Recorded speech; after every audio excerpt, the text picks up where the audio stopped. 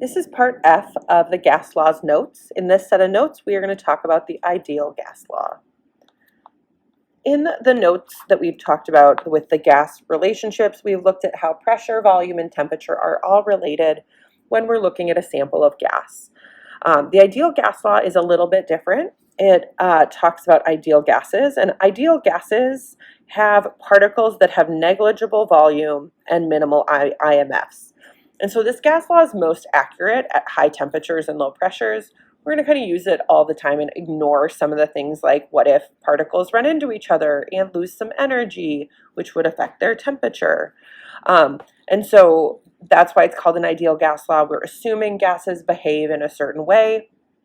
And this ideal gas law is an equation that relates the pressure, volume, and temperature of a gas for a given mass or a given amount of an ideal gas. And actually, instead of mass, we more so use moles, so a given amount, and we see moles in our formula. So the equation for the ideal gas law, this is provided on your formula sheet, is that pressure times volume is going to equal the number of moles, the amount of gas, times R times T. And we've already been talking about pressure and volume and temperature as variables for gases. We are adding in now an amount of gas, so N represents the number of moles. And this capital R is actually the gas constant. And R is going to equal 8.314, and the units on R are kPa times liters over moles times Kelvin with that. And so we're not plugging things in here, we're plugging things into our formula, but this is why, again, we need to make sure we have pressure in kPa because our constant needs pressure in kPa. We need volume in liters because the constants units have volume units of liters. Moles and temperature in Kelvin because this constant is defining the relationship of all of these things together. And so the ideal gas law is on your formula sheet, and the R value, that gas constant, is also on your formula sheet, so you don't need to memorize that. And so when are we going to use this? Anytime we're talking about an amount of gas, then we might need to use the ideal gas law. All the other problems we have talked about so far are just looking at relationships when the amount is constant, and so we didn't need to actually bring that in. We were just looking at changes when conditions changed. So let's look at some examples. And again, we're not going to model these ones just because we're not looking at kind of a before and after. We're just looking at how could we calculate one condition given these relationships. If I have an unknown quantity of nitrogen at a pressure of 150 kPa, a volume of 310 liters, and a temperature of 87.5 degrees Celsius, how many moles of nitrogen gas do I have? How many grams? So the fact that this is talking about an amount of gas and it's brought up moles, we also are only given one pressure, one volume, and one temperature. We don't have any repeat variables. That's an indicator that this is an ideal gas law problem. For these problems, just like the other ones, I like to organize everything I have, and I like to just go right through my formula. So what is the pressure? What is the volume? What is N, moles? R, remember, is 8.314, and that does have those units of kPa times liters over moles times Kelvin. That's a constant that's given on our formula sheet. And then T is our temperature. And so R is not going to be given in the problem, but it is given on our formula sheet. So we do know that.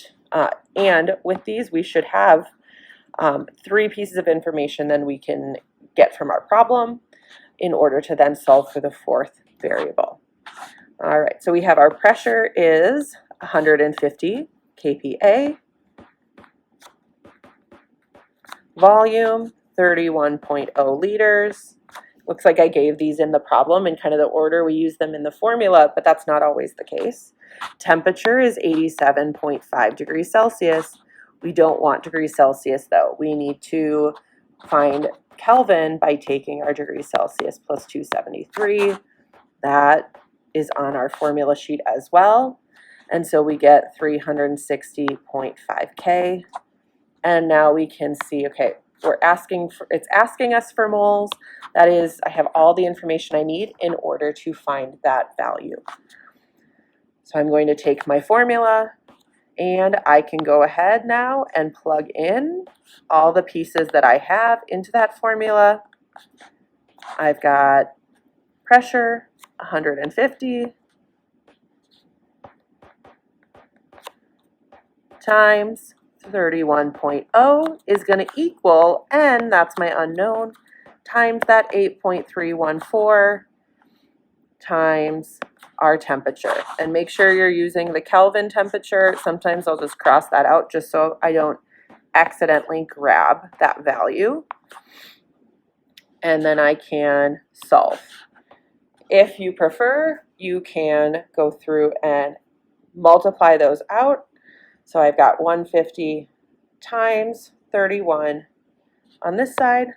I get, so doing that multiplication, 4,650. If you're doing problem solving this way, you don't want to do any rounding until the very end. We don't want to get rid of any digits until we apply sig figs. And then if I multiply these two times 2,997.197, and now to get N by itself, remember N is moles, I'm going to divide both sides. I need to, the opposite of multiply is divide. Divide by that 2,997.197. And that's going to give me the amount of moles that I have. So we get 1.551, and then that continues. Let's look at our sig figs. We have 3 sig figs, 3 sig figs, 4 sig figs, 4 sig figs. So let's do 3 sig figs. We're going to keep our ones, tenths, and hundredths. So 1.55, and then N is for moles. So moles, we do need to write out that MOL for our unit. So that answered our first question, is how many moles do we have? Now to answer that second question, well, how many grams? With our gas laws, it doesn't actually matter what gas we're working with until it's asking about a maybe mole to gram relationship. So because we know we have 1.55 moles, and this is nitrogen gas, well, nitrogen is diatomic, N2, I can go ahead and say, okay, well, I know 1 mole of nitrogen gas, setting this up with that mole ratio, is, and we can go to our periodic table, nitrogen is 14.007, so times 2, because it's diatomic, 28.014 grams of nitrogen in 1 mole. Again, we set these up so that the units cancel. And when I do that 1.55 times 28.014, we get, keeping 3 sig figs, 43.4 grams of nitrogen is going to be how much gas we have.